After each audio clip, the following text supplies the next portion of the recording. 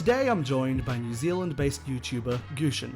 Gutian has been making leftist video content for a little over 3 months now, often in the form of videos titled, Let's Talk About. In this series, she goes over a timely political or social topic in depth for between 5 to 15 minutes. Topics covered include capitalism and identity, political milkshakes, and who's who on left-wing YouTube. Gutian, welcome to the show. Thank you. So, before we get into everything, I need you to tell the story of how you came up with the YouTube channel name Gutian.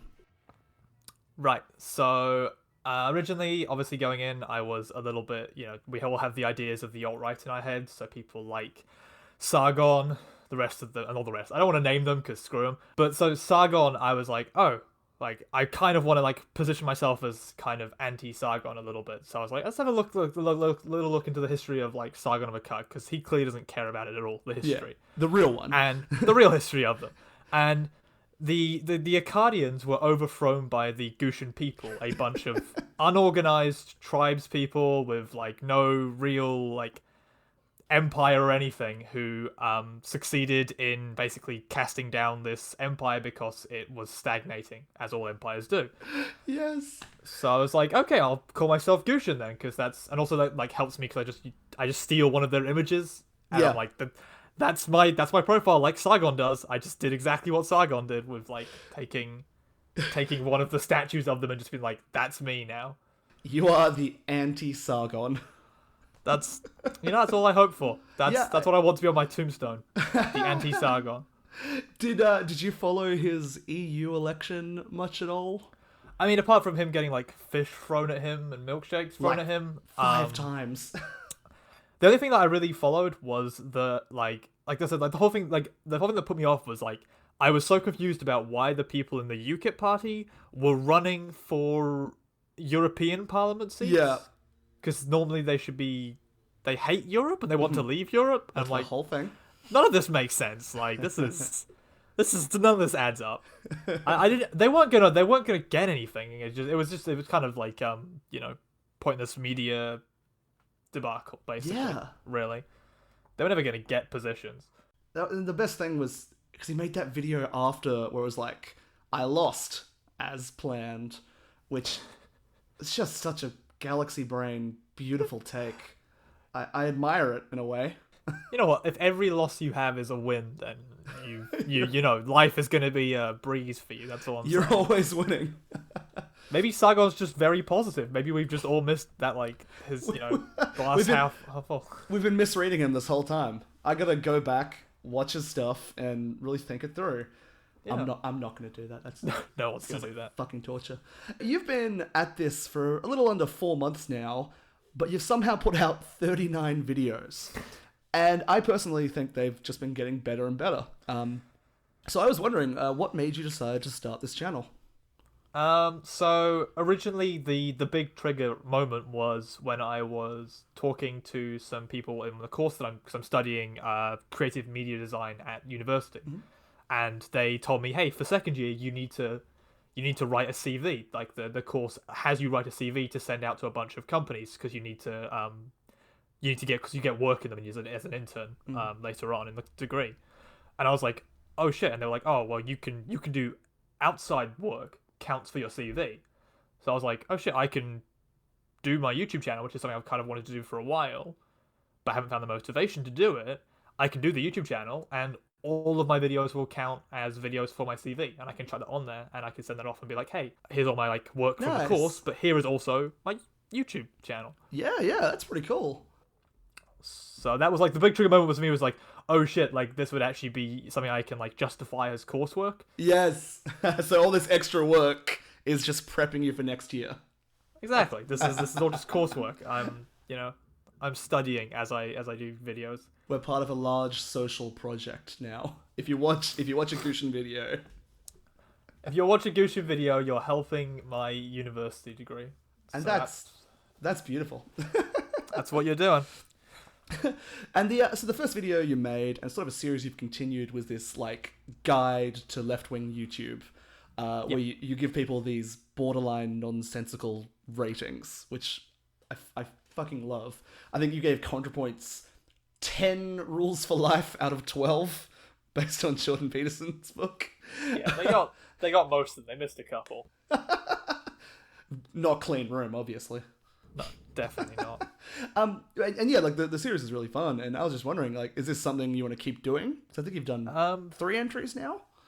I actually, this was a thing that I was thinking to myself.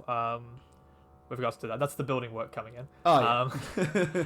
This is the thing I was thinking to myself when I was thinking, like, okay, like, what do I want to do with this channel? Because it's very clear if you like look through my entire 3-month history that it bounces all over the place. Yeah. With regards to like how I do things and like how like the style and the cover photos and everything, like I keep changing it up a lot because I don't have much consistency going on. And I'm honestly probably it's entirely possible that I won't do another guide to left-wing people, mostly because predominantly because Bad Empanadas started doing a Breadtube roundup. I did, didn't you? Yeah. The only reason that I ever started doing the left-wing guide was because other people weren't doing it, and now that people are doing it, I'm just like, I don't see the need for me to do that anymore. Yeah. Because everyone else is doing it. Yeah. That's just like a personal thing. Like, I don't normally like, if I've done something, I see someone else has done something, I want to feel like mine's different or like better. And I don't, like I said, I don't know if like the left wing is something I'm going to keep doing. That need or that urge to stand out, I think, is really interesting, really admirable. And speaking of that, the intro to all your videos on the channel is one of my favorite things. You come up with the greeting, "Hello guys, gals, and N pals." And I was wondering, where did that come from? Because it's so like catchy and inclusive without being like cumbersome. Originally, I've because I live with a non-binary person, so we have a lot of like that kind of stuff around the flat, and like obviously pretty generally speaking, like the city I live in is pretty open to that kind of thing. So I was like I was thinking like, oh, like what's like a New Zealand slang kind of way of like talking to a non-binary person, because you can't like call them like hey guys or like hey dudes or whatever, because you know, whether they don't like that. So I was like, oh shit, like non-MB, like MB is the shortened version of non-binary, N pals, and I was like, sweet, that works. And I don't know, I just come up with random words sometimes. I talk to myself a lot. That's what the channel is. It all comes from me just talking to myself in my room. And that's occasionally recording it. No, it's good though. So one of the other big things at your channel is you started out just doing voiceovers over your videos, and then eventually moved to front-facing camera stuff around last month. So what was the impetus there? So the ultimate driving force was that I did get a actual proper decent webcam. So that was a big one. So I actually upgraded from like I was running on like, I think it was like max like 360p like cam to a this one I've currently got is like a 1080. Yeah. So it records in 1080, which is really nice. But I think that ultimately the big driving force was that with the voiceover stuff, there is a limit to the amount of emotionality and relatableness that you can put into them. There's only so far that you can go with like a sort of interconnectivity with just having your voice talking over images. And I decided pretty early on that I don't think I want to be a channel like, you know, like Sean or like Free Arrows, where it's very somewhat dry, more very clinical kind of like, here's a bunch of facts, here's me debunking something and talking about something for 30 minutes. I didn't want to do that. I was like, you know what, I want to do these much more personal kind of like relatable stuff, because we have enough like of these long-winded essay kind of things on lefttube, and I want to do something a bit different. Yeah, I think it does really work, and that sort of brings me to your most recent sort of YouTube saga you've been doing, which is the Cancel Gutian saga. So for people who haven't seen it, what was the idea there? I kind of go into the idea a little bit in the 2 most recent videos, or like the finales to that, which I did as a 2-parter.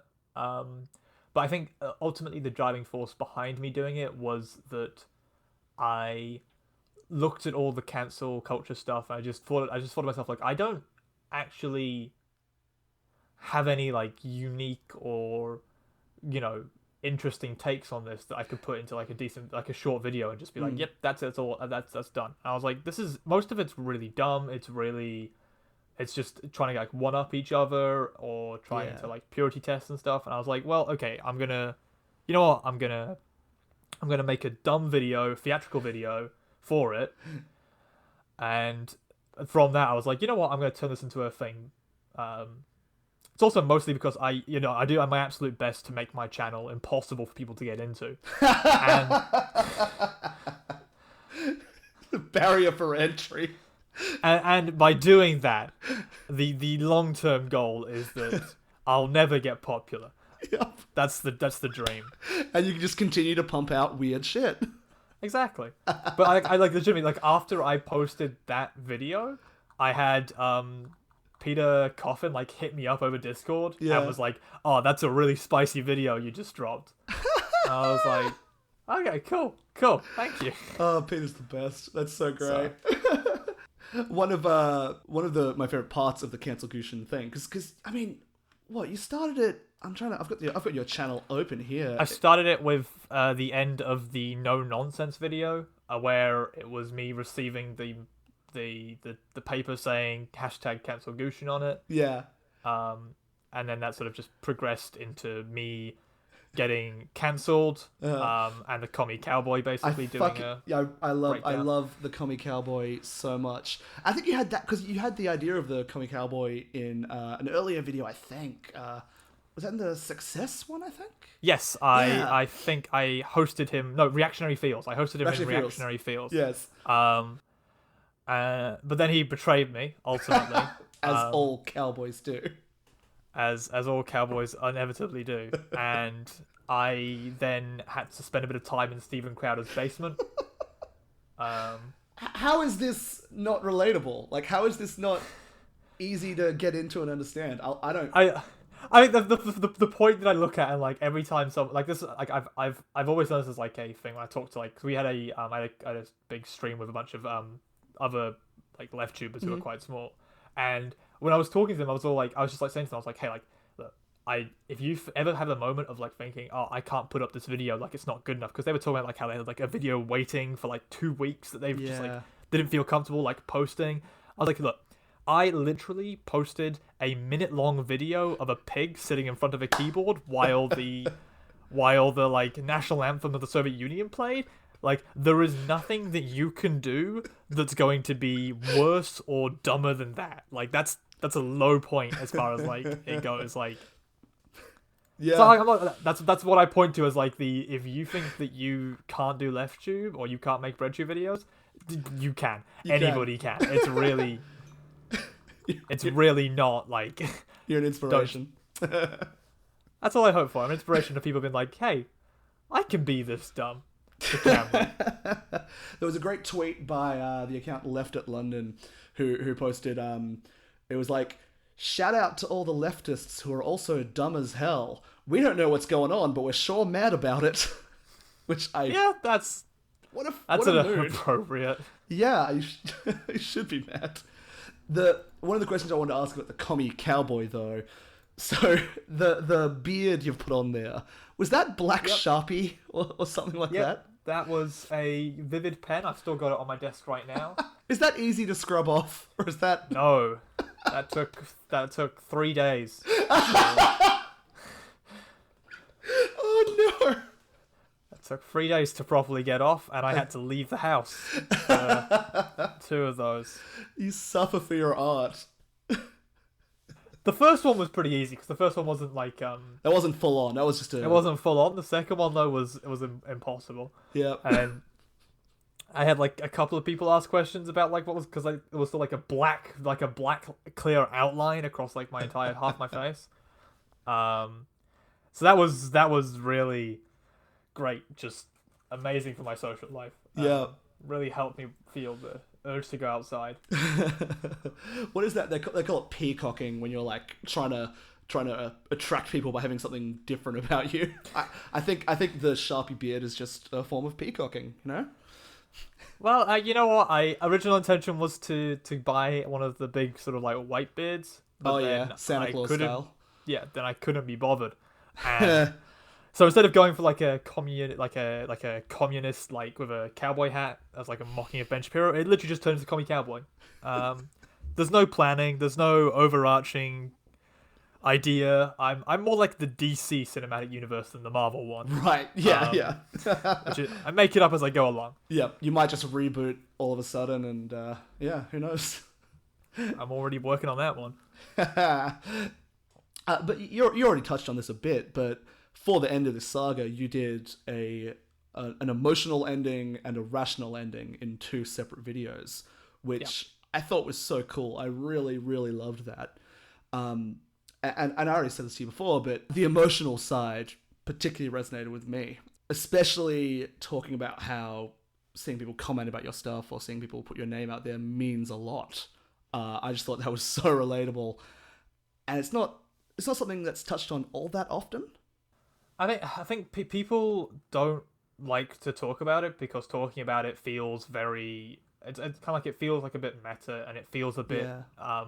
It feels like you're revealing something that's like subscribers don't want to see or people don't want to like hear about. It's the same thing with like a lot of like mental or emotional stuff where you automatically think that I don't, automatically think, oh, people don't want to hear about this. They want to see me do my normal content. They want to see me keep pumping out the hits, But like I said, like I've always maintained for my channel that I'm not, like I said, this is a reply I had to someone's comment a while ago because they commented basically saying like, oh hey, like it was on my let's talk about impossible ideologies. I think they said like, oh, like you're like really boring and like you need to get like more enthusiastic about it if you want to appeal to like more people and stuff. And I was just like, I don't want to appeal to more people. I'm not. Like, legitimately, I am not looking at this channel and being like, I want to make this into my career. Right. I don't want to be the next PewDiePie or whatever. Like, I don't want to, like, do this kind of like thing where, like, the only reason I make videos is to appeal to the broadest number of people. Yeah.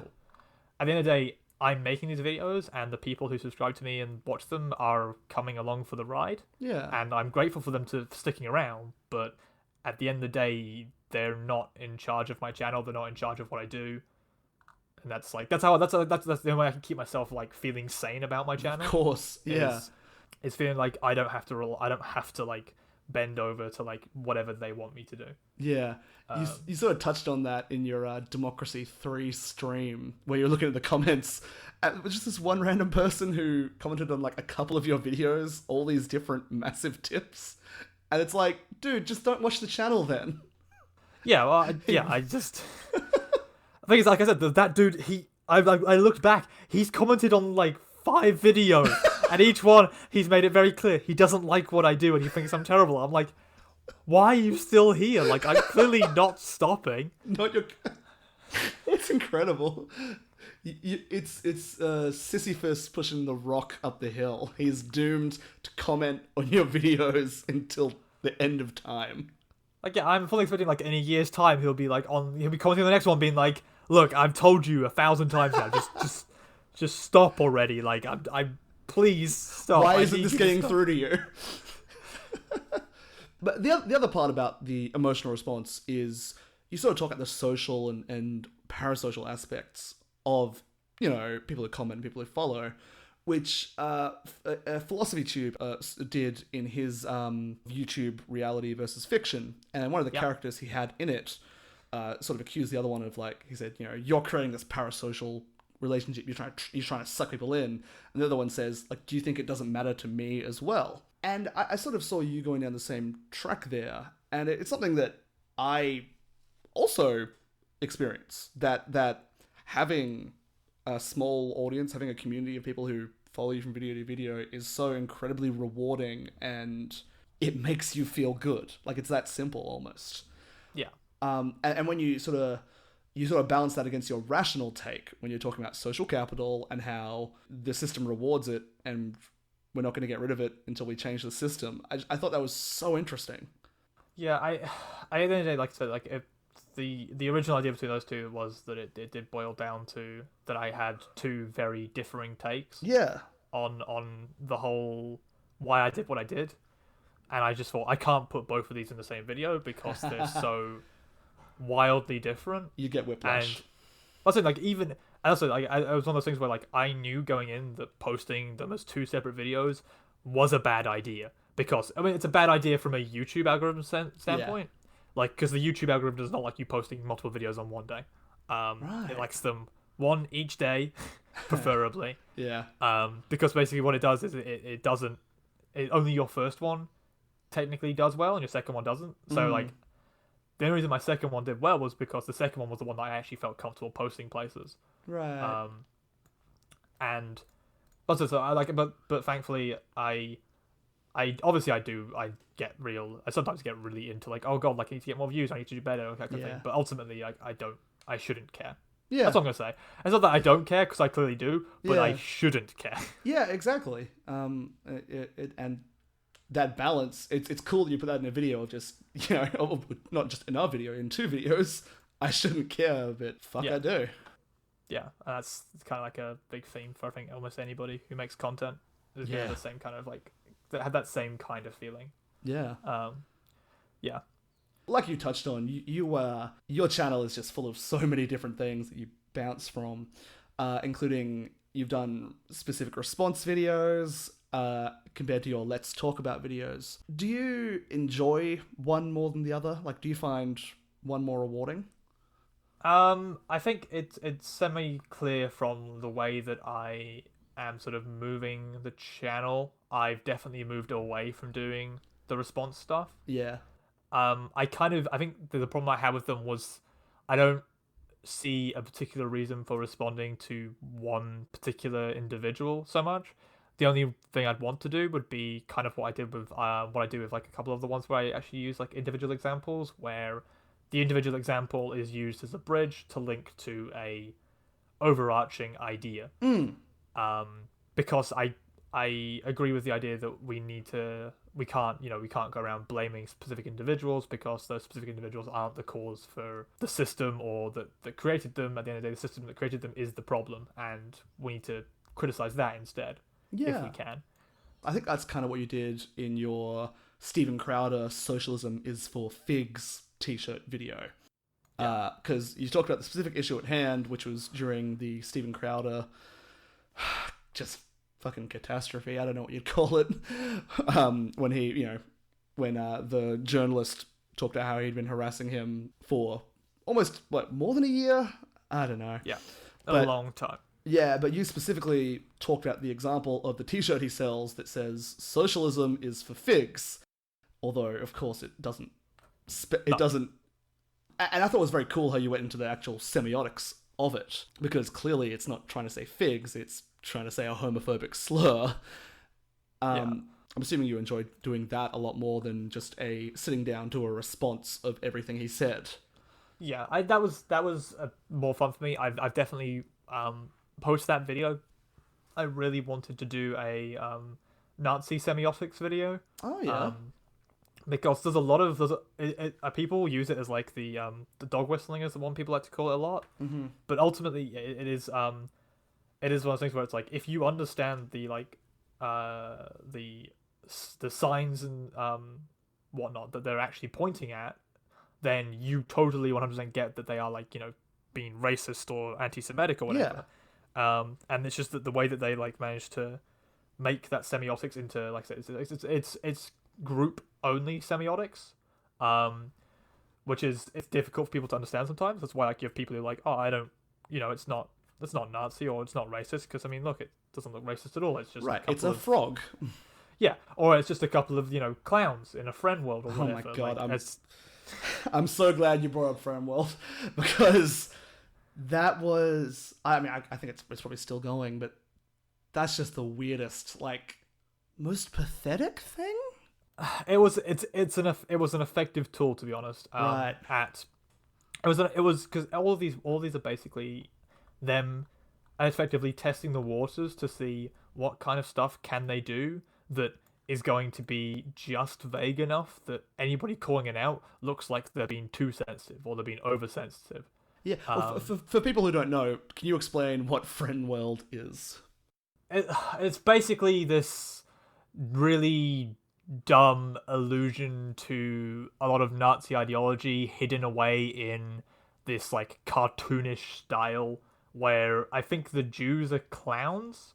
Something to that extent. Something like that. Yeah. I honestly didn't get enough into it because I don't particularly. I'm not generally a Nazi. I've generally tried to avoid.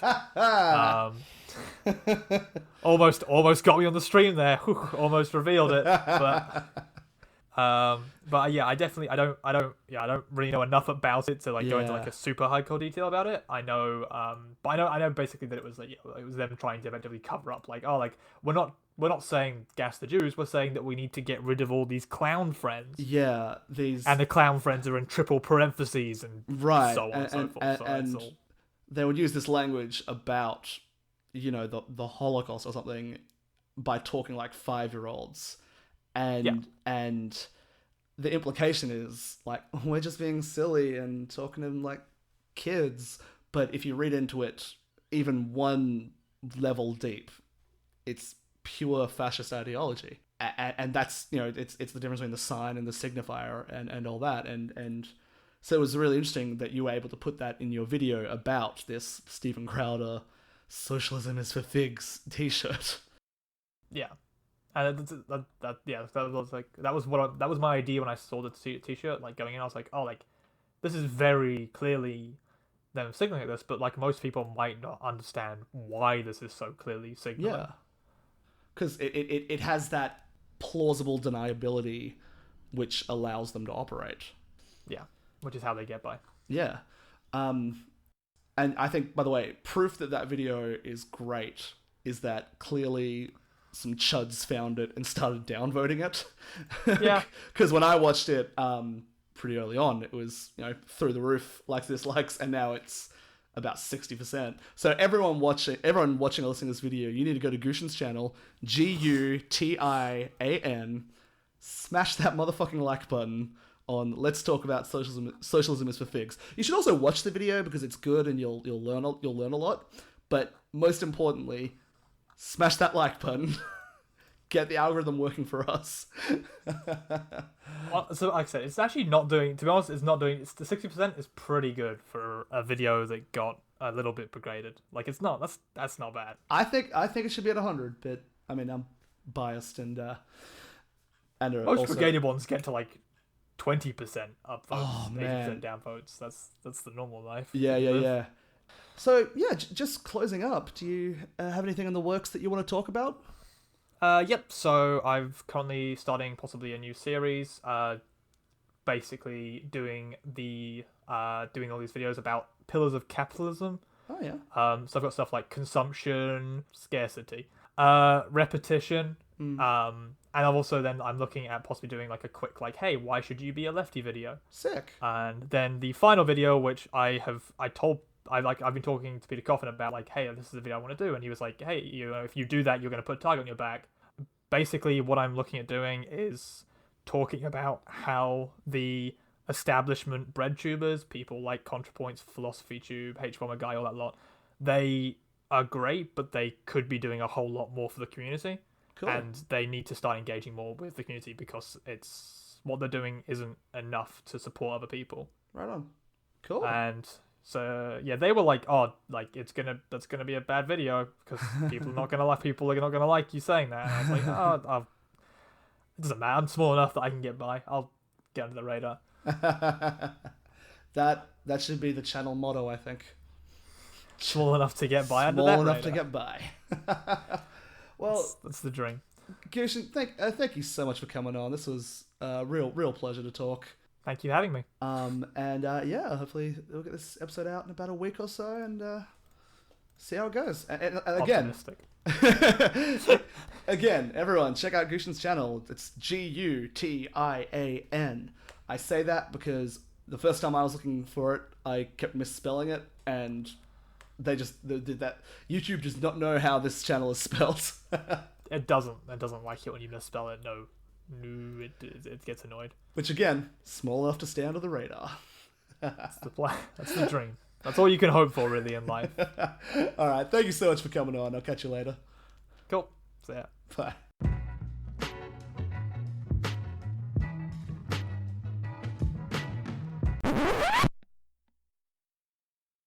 That portion of the interview was on Friday, the 19th of July. Today is Wednesday, the 24th of July. Just 5 days later. Gutian, how have the last 5 days been for you? Insane, I would say, is a fair way of phrasing. a little bit all over the place. Yeah. Just, yeah, bouncing between kind of dopamine hits and then just a underlying level of dread. Uh, For those of you who haven't seen it or aren't in the loop, the upcoming video that we talked about at the very end of Friday's discussion, the open letter to Big Breadtube, came out just the other day and kind of sort of blew up. I've got it open right here. It now has 11,300 views, and your subscriber count has almost tripled to 2.1 thousand in those last 4 days. So we had to scramble to do a second half of this interview because, like, not addressing that would be insane.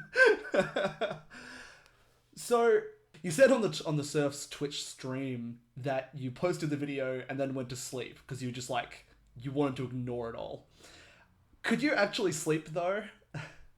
Well, actually, the time I posted it was about 3 a.m. Oof. in New Zealand, so I was pretty tired. Anyway. For me, it was just like, oh fuck, it's like 3 o'clock. Like I was like, you know what, like I could stay up a little bit longer, maybe play some like more games and stuff. And I was like, you know what, I'm just go to bed, and then wake up tomorrow and then see where things are at.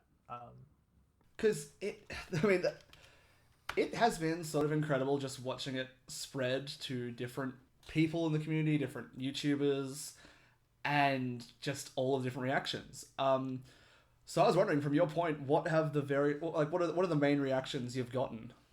Well, I've been doing my best to try to keep up with it, but there's been so much that it's hard to exactly know what everyone's talking about. But I definitely say that most of the responses kind of fell into a lot of people saying that they agreed with it and that the points were really good and that it was like a really well put small thing, which was awesome and exactly what I was wanting. Yeah.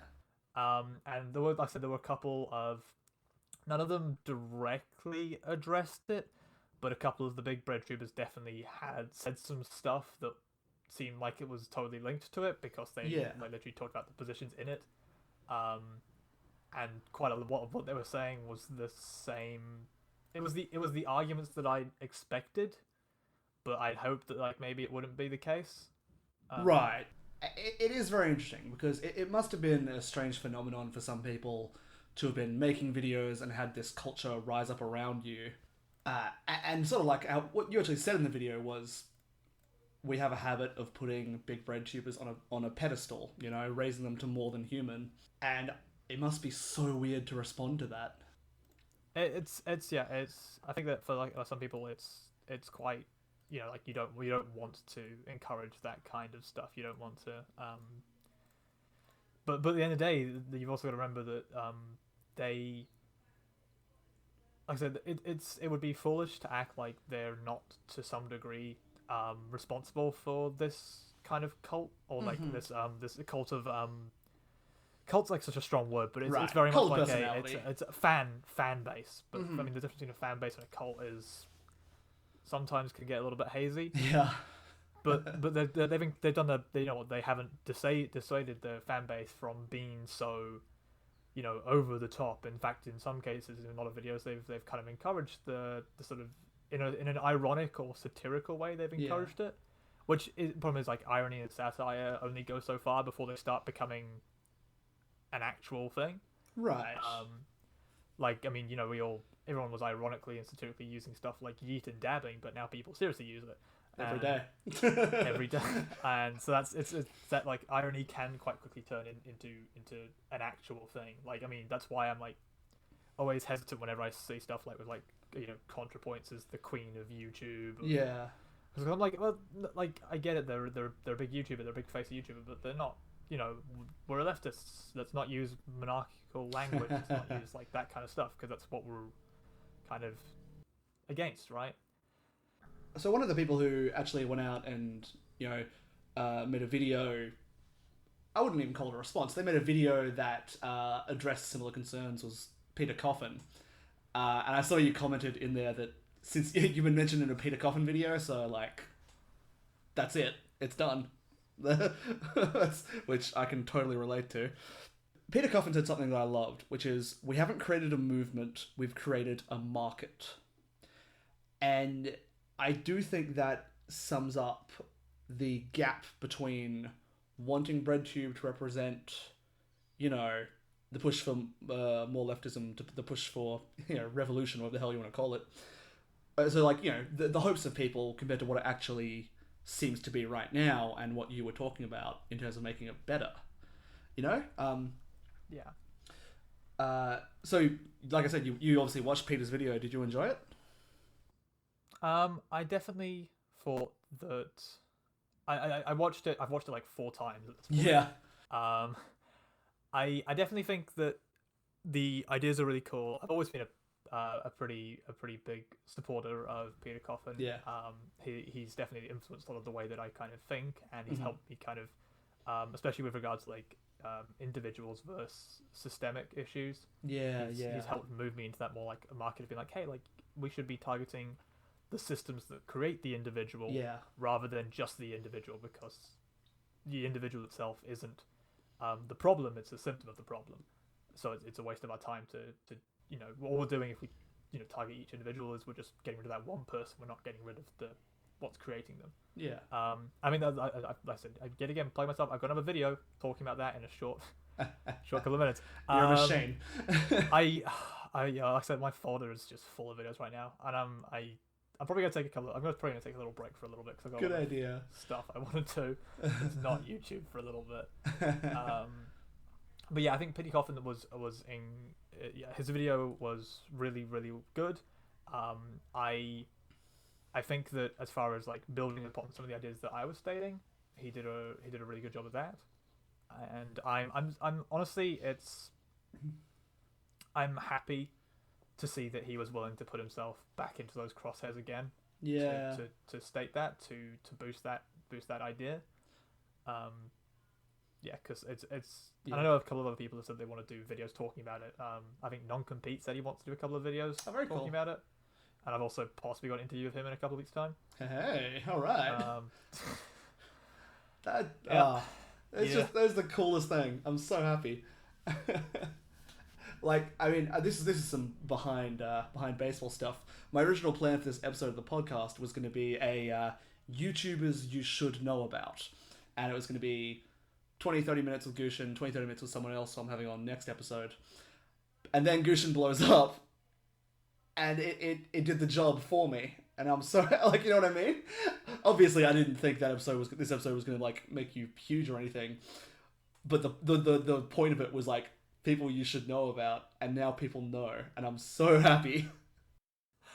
I loved how original plan was I was gonna let you release this first, and I'll release then. I just was like, shit, I've already written the open letter. I'll just I'll just make the video. It'll be quick. I'll put it out there, and that'll be it. I think the biggest thing I'm currently working off is I always underassume everything that I do. So I went in being like, it'll be, most of my videos normally, the good ones normally get maybe up to 700, 800 views kind of thing. I was like, you know what, that's probably a good idea. I was like, you know what, that's cool. I'm happy to have that kind of little bit of influence. That's, it's mediocre. It's mediocre enough that I'm feeling happy with it. What did we say last week? We said last week it's all about staying under the radar, and then you blow up the radar. I mean, I definitely, that's going to shit a little bit now. I've started getting some of the Breadtube crazies hitting me up. Really? It's been entertaining to say the least. Yeah. Hey. Yeah, just you start talking about somebody, and you get or basically at some point you're going to get people saying some really dumb shit at you. Oh yeah, that makes sense. And most of the time I just sort of laugh at them. I've got no other real response to that. If you give me a proper criticism, sure, I'll try and respond. But if you just give me a bunch of stuff that makes no sense, I got nothing for you. Is this people who have been mad that you've attacked their waifus, or? It must be people who've been you're trying to push this idea of Breadtube on people. You're trying to say that Breadtube is this thing. It's not that thing. It's my thing, or it's nobody's thing, or it's not even a real thing. I'm Breadtube does have, the way linguistics work, Yes. Breadtube does have a meaning to a bunch of people, and that meaning is like the left-wing YouTube, and we can convert. Like I was actually thinking this because I was running over in my head in the shower I had early on. I was like going over like what should I say in the interview, and I was like practicing what I wanted to say because that's what I do a lot with my videos. I practice in the shower. That's smart. It's just like a nice like little soundproof room you can sort of talk to yourself in. There's no one else but you and the sound of water. Yeah. So the what I was thinking like when people think like oh like what can YouTube what like represent trying to like move YouTube into like a historical context, you know, like how does Breadtube hold up in context to like previous like left wing movements and all that kind of stuff. Like, and can we even make it a movement? Because that's the thing people don't seem so sure on. But I mean, I think of it like this way: like, the people that write the big video essays, those people, they're like the Karl Marx, the Buchanan, the what was his name, Kropotkin, Yeah, the red dude. Yeah. Like they're them. They're the ones writing the sort of like book. They're doing the long form stuff that's a lot more full of ideas and like the construction of those ideas and everything. That's great. But another important part of getting those revolutions and getting those movements started were the people who took those books and condensed them down into flyers and into posters and pamphlets. Yeah. Because not everyone has the time to read a book. Not everyone has the time to like watch hour-long video kind of things. So I was like, you know what, like that's what that's what I can do. I can take people's stuff, condense it into 4 or 5 minutes of ideas, and then put that out there as a quick, easy thing for you to watch. Yeah. I think that's like I said, like that's like how we're gonna hopefully. I think definitely like a lot more. The people in Breadtube could definitely do with a lot more like trying to like push actual, you know, activism. Activism. Yeah. Push actual activism and all that kind of stuff to get people to actually do stuff. Because so much of what Breadtube, lefttube, whatever you want to call it, I'll just say Breadtube. So much of what Breadtube is about shifting the Overton window, and it's about because so much of this was birthed from anti-fascist responses, and there is so much far right wing stuff on YouTube that if you want to be an alt-right kid and just watch like pseudo-fascist stuff all day, you can, because there's enough new material and it's all the same crap. And if we're going to like counter that, it's going to take organization and it's going to take a movement or a community or something. And people who are again, I don't understand being against that idea, you know? I don't know. I had a point somewhere there.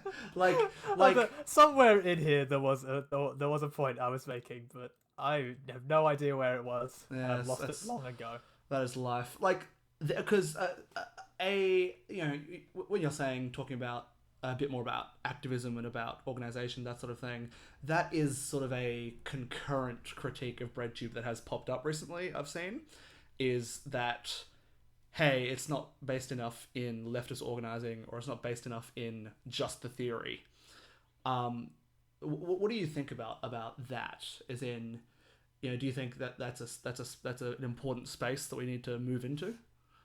I think that the advantage there would be, and again, it does boil down quite a lot to the ideas of diversity, which is a big one I always try to like pull it back to, is that there is room in the movement for people to be doing a whole variety of different stuff. Yeah. And right now we definitely do have probably not enough people doing activist stuff, pushing people to like get out there and engage with strikes and protests and unions and all that kind of thing. And I think that's probably because that sort of content was harder to pull off a few years ago, so it just hasn't really picked up yet. So I think that like given a bit more time, and maybe with this, I've been calling it the second wave of Breadtube right now. Oh, I like. Is this current one that we're working on? Yeah. Because I think that like I love the idea of like the like waves kind of thing, where it's like every organization has like multiple different styles that like pop up every like couple of years. And it's been a few years since the first wave, so I think it's time for That's a good that's a good theory. a bunch of new creators to stand up and say, hey, you know what, like we like the way you did things. That was really cool. But also, hey, here's a different way of doing things, and here's some other styles that like we think could like help a lot of people out, and that's I think that's beneficial. And I think that like ultimately that's probably the way that we're gonna sort of see the movement refine itself. And there's definitely, like I said, I did do a really recent video a couple of hours ago. At the time of this recording, I suppose. it'll be out before I release this, surely. The video, it's one I posted. Okay. Follow up. Right, yeah. Where I do specifically be like, hey, so while the message to Big Breadtubers was an important one, here's a message to the rest of you guys. And the message is, you need to be engaging as well. You need to be not relying on them to do stuff for you or to tell you what to do, because they're like I said, they're actually, I have noticed a couple of a little bit more like engagement from some of the people, which is really nice to see. Yeah, I've seen that too. It's been really nice. I've seen a couple of them in the past like 2 days just be like, hey, yo, like, does anyone have any like charities they can tell me about that I can like do a stream for or something? I'm like, that's a good start. Yeah, do some streaming. Use that social capital. Get like economic funds towards charities that need it. Like H1 Guy did. Like because that's the thing. H1 Guy did it, and then nobody else did. But everyone was like, oh wow, really great H1 Guy. And it's like, you know, you guys could do that too, right? Like any of you can do that. It's not like it's just his thing. Well, then it had already been done, and they're like, hey, it's solved. You know, like, yeah. Well, so someone's beaten me to the idea. I don't want to copy it, but you know that shouldn't be how you think of it. But yeah, so I've got real hopes that they're actually we're gonna see some so yeah, like maybe slow, it's gonna be slow change. Yeah, more about the video you did just put out like an hour ago, which I did like that because you are talking about the impetus for great involvement, not just from big breadtubers, not just from small ones, but the audience. And what I really like about that is it does speak to this breaking down of hierarchies, of barriers and stuff. Like, content creators aren't above you just because their face is in the video and they're saying the ideas. You know, you can engage with it in the comments, and you know, by and obviously and outside of the video by spreading it and like become part of, you know, like saying the movement or the community. And I've greatly enjoyed this little trilogy of videos you've put out here. It's, I mean, like I said, I did say on a comment to somebody else, if anytime I have a video that goes viral like that one did, I will probably immediately follow it up with another Praxis video, just going through a bunch more creators and being like, hey, check these people out, like, because that's what I told other people to do, and I should probably follow my own advice. Yeah. And also, I mean, it doesn't hurt, and it can really help some people. Totally. Yeah. I mean, I've seen like a bunch of the channels that I mentioned, seeing them just like get just like even like 100, 120 subs is still like, that's for some of them, like that's a huge like increase, and that can like, it's a really good like boost to them to be like, oh, like people actually like absolutely like my stuff and want to see my stuff. Like I should put more effort. I should you know, I should keep doing stuff, and I should not be discouraged or anything. Yeah. Getting started on YouTube, especially if you're going with something that isn't immediately popular, which is what most breadtube things are, getting started is lonely work. And so to get boosted up by people, like, so for people who don't know, you were kind enough to mention my channel in that second video, and then the good fellows over at the Surfs also did a little list on Twitter of like some YouTubers you might not have heard of, and I picked up about 100 subs in that day, and like that's so nice. That's like 20% more, a 20% extra, you know, group of people who are gonna have eyes on my stuff, and like that I can help spread ideas to, you know, and that's what it's all about. It's not just that. It's not just signal boosting. I mentioned talked to someone in the chat recently, who I was just saying to them like, hey, like, because if you ask me a question on my videos in a comment, I will generally reply to you. I view every single comment effectively. Um, like that, I put that amount of effort in because I do have a bit of spare time, and so I do view every comment. I do respond to the comments that ask me questions or that are wanting to engage with me in something. And I just said to them like, hey, like if you like, because I was saying to them like, you don't need to. It's not just about signal boosting as well. Like if you want to hit someone up and be like, hey, like, can you have a look at this script for me, or hey, can you give me some advice on like what you think like the best kind of like style for this video would be, or like that kind of thing. Like that's also invaluable to help you as well. Like that, like advice. So I would say like it's like people, because people always think like always think signal boosting, and then immediately obviously people take signal boosting and go down the route of it's just people being greedy or self-serving or egocentric and all that kind of stuff, which it's very dumb arguments. It's just designed to like, it's very trying to put people down. Yes. And just ask people. I mean, Jesus, at the end of the day, like, you don't really have that much to lose, and for the most part, a lot of people that you ask they will have also got boosted when they were small. Yeah. And they're gonna be like, hey, you know what, like, I got helped and that was a big thing for me, so I'm gonna help you out too. Like, I don't see an issue with that. But yeah, and I think that's it's important, is trying to, because that does keep you a little bit more human. Yeah, people, for sure. I think you look at you can see like, hey, like I am just a normal person. Like, I'm just trying to make videos, just trying to do stuff as well. Like, and I will help you out, because if you need help, then I'm down to help. Yeah, because you're also just a person trying to make videos. I think that was probably one of the things that I like saw when I was like looking up for like I was looking for images and stuff for that most recent video, was the that Doctor Who quote from, it was from like the 11th Doctor, which is the one that nobody apparently liked. The first one with Rose when they rebooted it. Right. I don't know. But one of his quotes is so incredibly great, and I think as far as like a response goes, it's like really meaningful. Is when because he's basically Rose is like, or might have been Rose or Donna, was basically talking about how they didn't have a meaning or some shit. They didn't have like they weren't important. Like, why is everyone first focused on them? Like, they're just a nobody. And his response is, "Who told you you're not important?" And I was just like, that idea there. Yeah. Like, who told you you're not important? Because I see that a lot from people in like response to a lot of the stuff. Is they'll be like, "Oh, like, I'm just a nobody," or "I'm not important enough to be like." I'm like, no, you're like, that's dumb. Like, none of us are like really more important than the others. We all have an equal amount of importance, especially in our own lives, but to other people as well. I mean, there's no.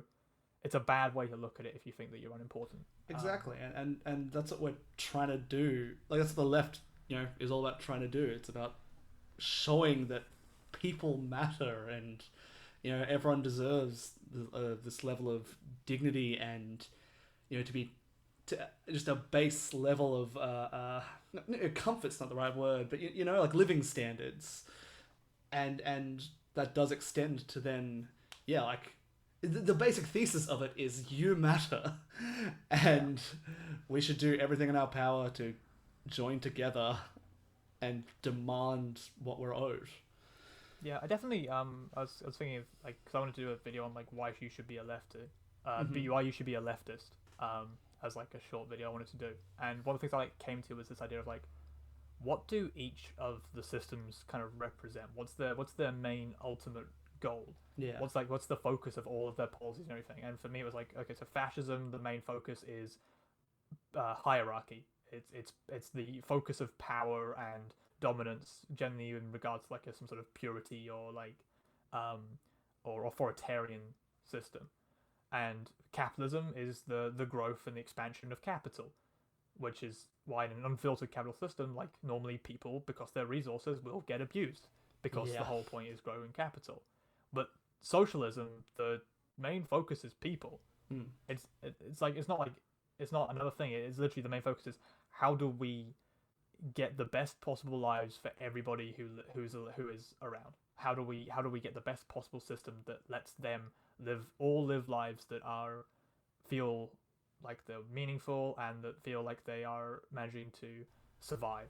Yeah. And that's the basic principle. It's like, what do you ultimately think is the most important thing in a human society? Yeah, and further to that, like you get people who will advance the argument, which I think is in bad faith, but the argument of it's never worked or it can't work because people are greedy.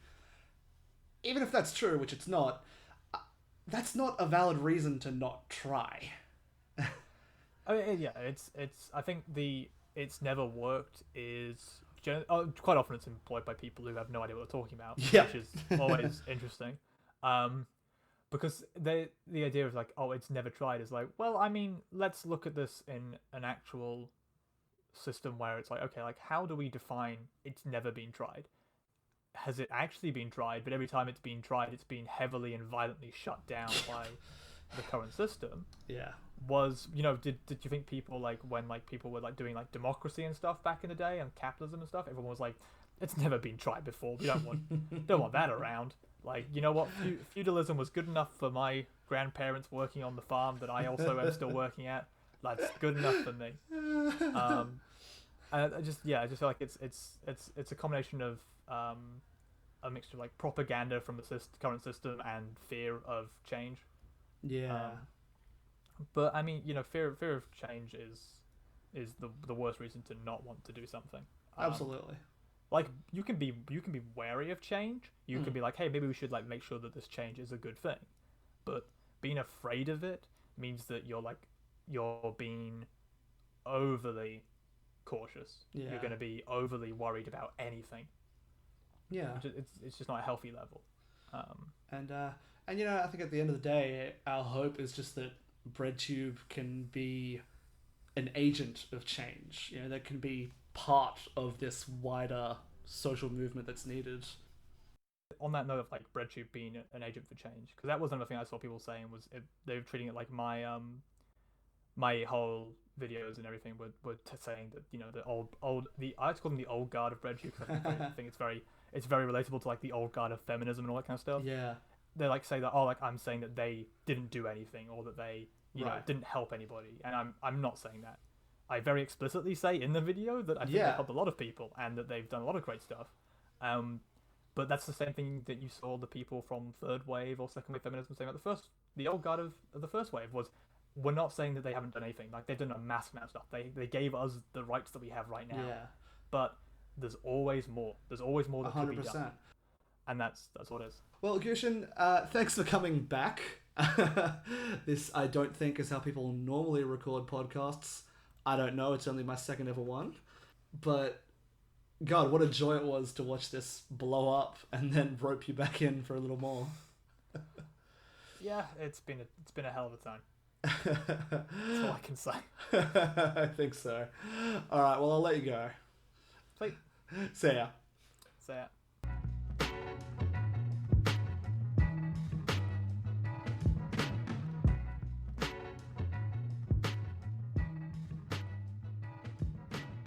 A big thanks to Gutian for coming on.